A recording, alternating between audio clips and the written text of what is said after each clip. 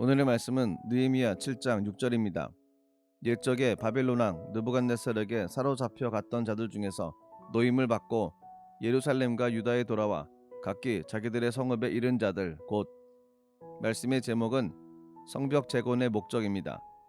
느헤미야 7장 5절부터 60절까지의 내용입니다. 하나님께서 느헤미야의 마음을 감동시키셨습니다. 하나님께서 주신 그 마음을 이루기 위해 느헤미야는 열심을 다하여 마침내 52일 만에 성벽 재건의 사명을 성취하게 되었습니다. 그러나 그 가운데에는 해결해야 할 문제도 남아 있었습니다. 예루살렘은 바벨론의 침략으로 폐허가 되고 한 세기 반이라는 긴 시간이 지나갔음에도 불구하고 여전히 원상복구가 되지 못한 상태였습니다. 주민들의 숫자는 감소되어 있었고 거주할 집도 부족하였습니다.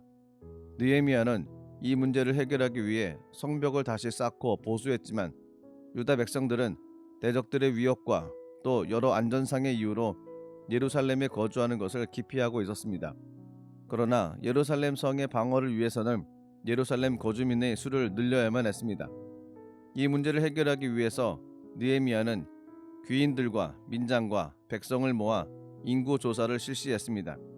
그러던 중 약 90년 전 1차 포로 귀환자 명단을 발견하게 되었고, 느헤미야는 이 명단을 중심으로 예루살렘에 거주하게 할 주민들을 선발하게 되었습니다.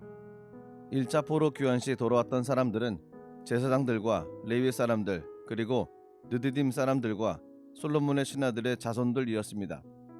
그들은 이미 그 땅에 적응하여 삶의 터전도 마련한 상태였기 때문에 굳이 예루살렘으로 귀환하지 않아도 되는 사람들이었습니다.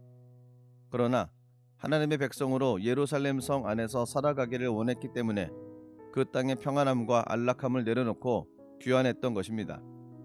세상의 즐거움을 버리고 하나님으로 인하여 기쁨을 누리기를 원했던 것입니다. 그렇습니다. 이것이 바로 하나님께서 성벽을 재건하신 목적입니다. 하나님께서는 공동체를 회복시키시기를 원하십니다.